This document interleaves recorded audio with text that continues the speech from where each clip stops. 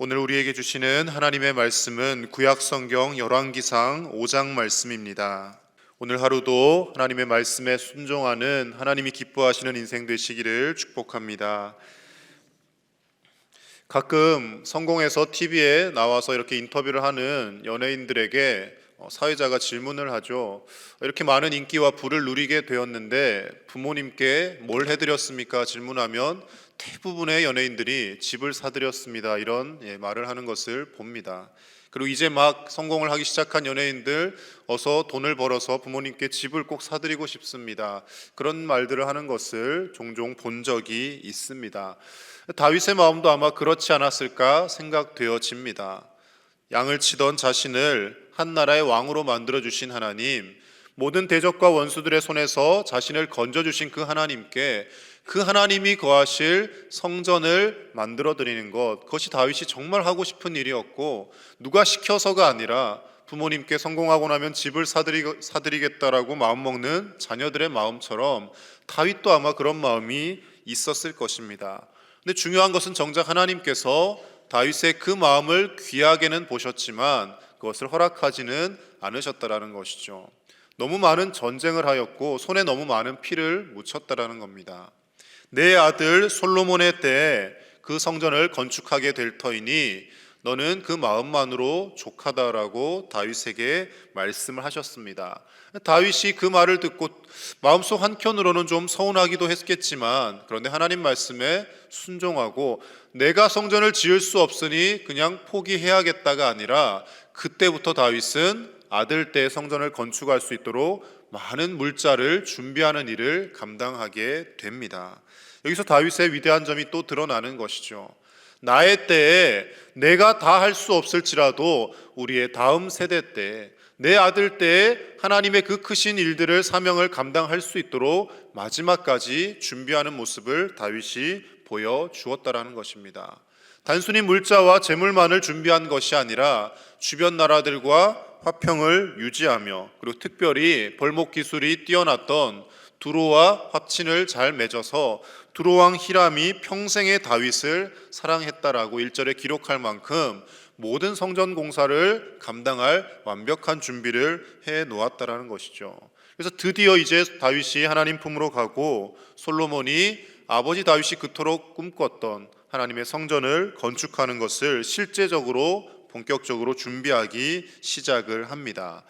오늘 솔로몬의 성전 건축 준비 과정 속에서 우리가 하나님의 일들을 감당함에 있어서 하나님의 일을 감당할 때에 어떤 자세로 감당을 해야 하나님이 기뻐하시고 또 그 일들을 잘 감당할 수 있을지 말씀 속에서 함께 찾아보도록 하겠습니다. 첫 번째로는 하나님의 일을 하는 사람은 하나님의 말씀에 전적으로 순종해야 합니다.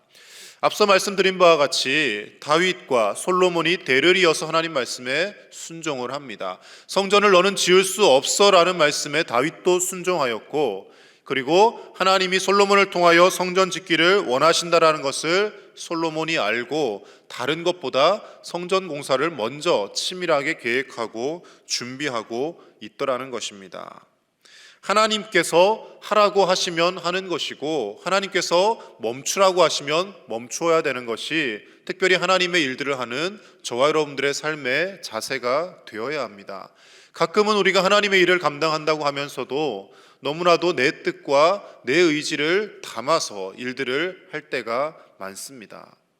이것은 하나님이 기뻐하시는 일일 거야 하는 것은 분명한데, 그 일을 해나감에 있어서 시기와 때를 결정한다든지 일을 하는 방법을 결정한다든지 할 때 내 감정과 내 생각이 앞설 때가 많이 있더라는 것이죠. 다윗은 철저히 자신의 생각을 내려놓고 하나님 앞에 순종하였습니다. 오늘 3절 말씀에 그래서 솔로몬이 아버지 다윗의 때에 성전을 건축하지 못하고 자신의 때에 성전을 건축하게 된 이유에 대해서 다시 한번 되짚고 넘어갑니다. 우리 3절을 다시 한번 읽겠습니다. 시작. 당신도 알거니와 내 아버지 다윗이 사방의 전쟁으로 말미암아 그의 하나님 여호와의 이름을 위하여 성전을 건축하지 못하고 여호와께서 그의 원수들을 그의 발바닥 밑에 두시기를 기다렸나이다. 아멘. 하나님은 다윗에게 이야기하실 때 단순히 너는 피를 너무 많이 흘렸고 전쟁을 많이 했다, 그렇게만 말씀을 하셨는데 솔로몬이 이 하나님의 큰 뜻을 다시금 해석하고 있더라는 것이죠. 사방의 전쟁으로 말미암아 하나님께서 모든 원수들을 잠잠하게 만드실 때까지 하나님이 아버지 다윗에게 그 일을 허락하지 않으시고 나에게 허락하셨다라는 것입니다.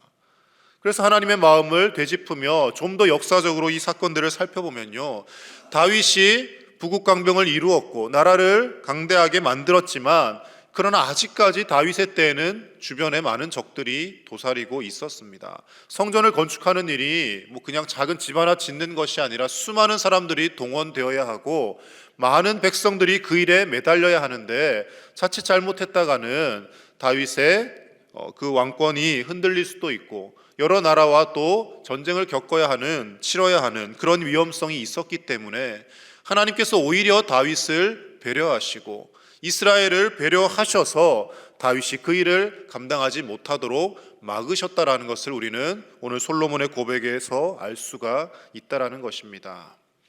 때로는 우리가 하나님의 일들을 감당하려고 할 때 하나님 왜 길을 열어주시지 않을까? 하나님의 거룩한 일을 하려고 하는데 왜 하나님께서 자꾸 막으시는 것 같은 느낌이 들까 하는 생각이 들 때가 분명히 있습니다. 그럴 때 우리는 생각해야 합니다. 내 의욕이 앞서서 내 뜻대로 이 일을 섣불리 했다가는 더 큰 어려움을 겪을 수 있기 때문에 하나님이 사전에 차단하시고 막으시는구나. 하나님께서 막으시는 데는 다 그만한 이유가 있는 것이구나. 하나님께서 길을 여시는 데는 이 일을 감당하라는 뜻이 되는 것이고 하나님께서 무엇인가를 막으실 때는 이것을 해서 더 좋을 것이 없겠구나 하는 것을 우리가 깨닫고 하나님이 우리보다 지혜로우시며 하나님이 우리보다 더 많은 것을 알고 계시고 하나님이 모든 사정을 보고 계신다라는 믿음으로 하나님의 말씀과 하나님의 뜻에 순종하는 저와 여러분들이 되어야 할 줄로 믿습니다. 우리가 그것을 헤아리지 못하면요, 신앙생활 하면서도 평생 하나님을 원망하게 됩니다. 하나님, 제가 이렇게 열심을 내었는데 왜 하나님 저를 더 사용하시지 않느냐라고 하나님을 원망하는 경우가 있습니다. 내가 이렇게 평생 하나님 앞에 충성하였는데 왜 나를 여기에서 멈추게 하십니까? 라며 하나님 앞에 우리의 마음을 털어놓을 때 단순히 털어놓는 정도가 아니라 원망을 섞어서 털어놓는 일들이 있게 되더라는 것입니다. 많은 사람들이 평생을 하나님 앞에 드리고 헌신하고 자신의 것을 다 내어드렸다고 하면서도 마지막 순간에 하나님 앞에 순종하지 못하여서 그 평생 쌓아온 신앙의 연륜을 다 무너뜨리는 일들이 생겨납니다. 성경에서 우리는 훌륭한 위대한 지도자들을 통하여서 그들이 어떻게 마지막 순간을 보내었는지를 떠올릴 필요가 있습니다. 여러분, 많은 지도자들이 이스라엘 역사상 있었지만 가장 억울한 지도자라고 한다면 모세가 아닐까 생각을 해봅니다. 늙은 나이에 하나님 앞에 부르심을 받았습니다. 그가 120세가 되도록 하나님의 일에 충성하며 온갖 백성들의 원망을 다 들으면서도 백성들을 위해서 기도하며 구원해달라고 애썼던 사람입니다. 그리고 하나님께서 가나안 땅을 이스라엘 백성들에게 주시겠다라고 약속도 하셨습니다. 이제 요단 동편까지 왔습니다. 저 강만 건너면 그토록 원하던 하나님이 주시겠다고 약속하신 가나안 땅을 밟을 수 있는 찰나였습니다. 그런데 하나님께서 너는 들어가지 못한다라고 말씀을 하시는 겁니다. 모세가 그때 얼마나 섭섭하고 하나님 앞에 따지고 싶은 마음이 있지 않았겠습니까?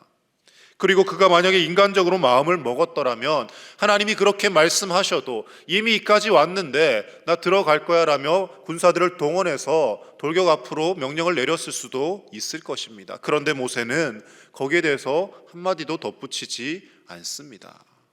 평생 바라보았던 그 일들, 평생을 꿈꾸며 기도하며 나아왔던 그 목표가 사라졌음에도 불구하고 하나님의 말씀에 하나님의 뜻에 묵묵히 순종하는 모습을 보여주더라는 것입니다. 그래서 모세가 오늘날까지 존경받는 이스라엘의 지도자로 남아있지 않을까 저는 생각을 합니다. 그가 많은 기적을, 하나님의 능력을 힘입어서 많은 기적을 일으켰기 때문이 아니라 그는 그 많은 기적을 경험하고도 그런 큰 지도력을 가지고 있음에도 하나님이 말씀하실 때 바로 이해하고 순종할 수 있는 믿음을 가졌더라는 것입니다. 비슷한 겸손의 사람이 신약 성경에도 나옵니다. 예수님보다 6개월 먼저 태어나서 예수님의 사역을 앞서 준비하였던 세례 요한이 있습니다. 그 또한 예수님보다 훨씬 더 많은 인기를 예수님이 사역을 감당하시기 전에 누리고 있었습니다. 많은 사람들이 관리고 군인이고 할 것 없이 다 세례 요한 앞에 나와서 세례를 받겠다라고 무릎을 꿇고 머리를 숙였습니다. 그가 조금만 야욕을 가졌더라면 예수님께로 가려고 하는 그 관심을 자신에게 돌리고 자신이 높아지려 할 수도 있었을 것입니다. 그런데 그는 예수님이 나타나셨을 때 예수님의 신들매를 붙들 만한 자격도 자신에게는 없다라며 겸손하게 자기를 낮추는 모습을 보여주더라는 것입니다. 사랑하는 우리 제1의 가족 여러분, 저와 여러분들이 하나님의 큰 일을 감당하며 하나님의 영광을 드러내는 것도 중요합니다. 그러나 그것보다 더 중요한 것은 하나님의 말씀에, 하나님의 뜻에 순종하며 내 뜻보다 하나님의 뜻을 먼저 앞세우는 겸손한 자세로 일하는 것이 하나님의 기쁨이 되는 삶이 되는 줄로 믿습니다. 우리의 평생에 하나님 말씀에 순종하며 하나님의 뜻에 순종하여서 내 뜻보다 더 크게 역사하시는 그 하나님의 뜻을 이루어가는 저와 여러분들의 삶이 되실 수 있기를 간절히 축복합니다. 두 번째로 하나님의 일을 하는 자는 항상 화평하기 위해 힘써야 함을 오늘 말씀을 통해 알 수가 있습니다. 아무리 큰 목표를 가지고 아무리 큰 일을 감당하려고 해도 주변이 불안하고 늘 다툼이 잦으면 그 일을 감당할 수가 없습니다. 수많은 재벌가의 가문들이 결국에는 몰락하고 형제들 간의 다툼으로 가정이 깨어지는 것을 우리는 여러 뉴스와 매체를 통해서 바라보게 됩니다.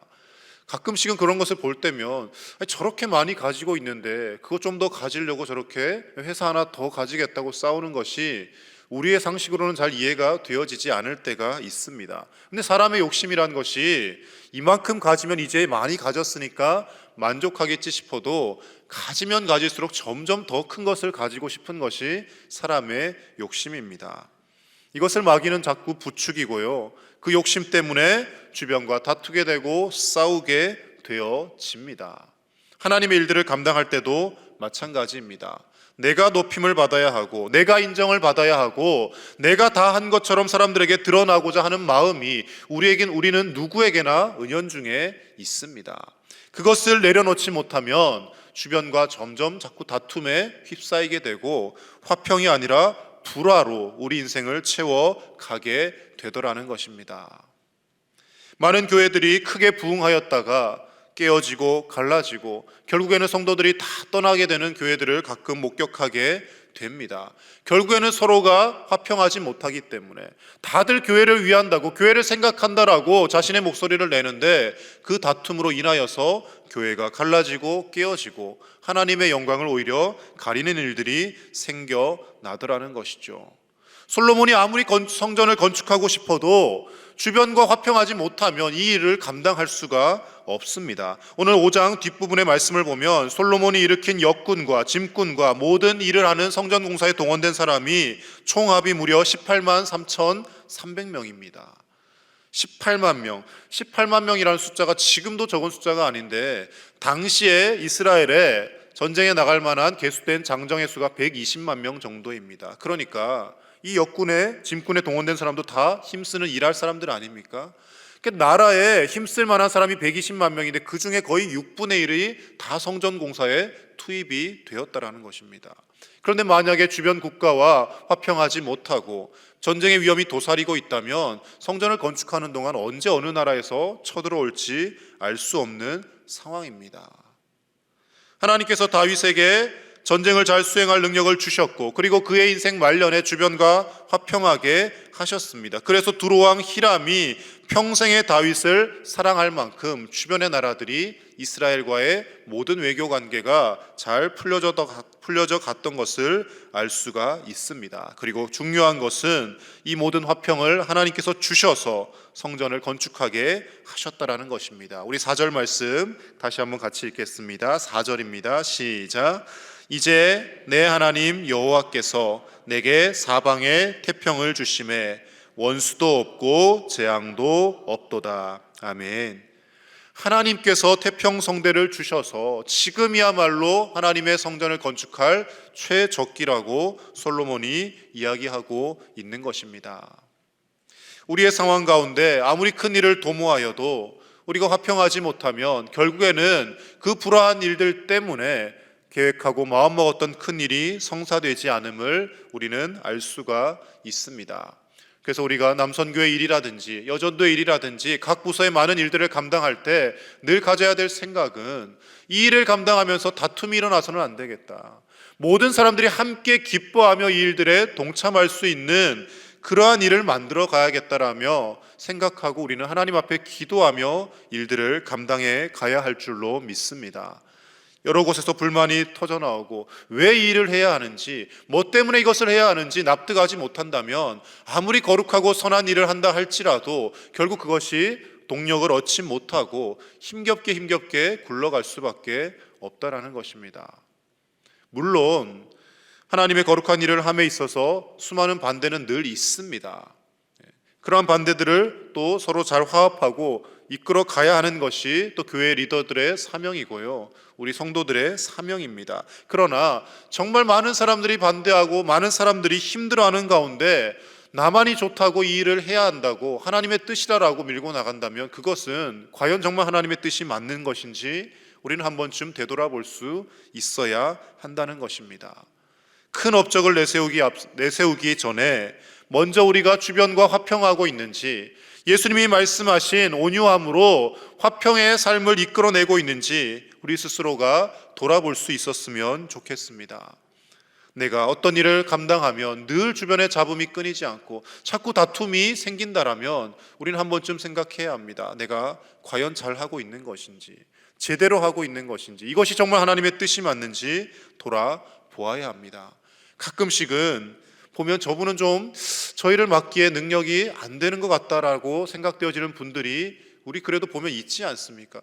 이번에 저분이 회장이 되었어 힘든데 싶을 때가 있습니다. 그런데 의외로 보면 또 그렇게 맡아서 잘 이끌어가는 분들이 있습니다. 그 이면을 들여다보면 사람을 세울 줄 알고 사람들과 화평할 줄 아는 사람입니다.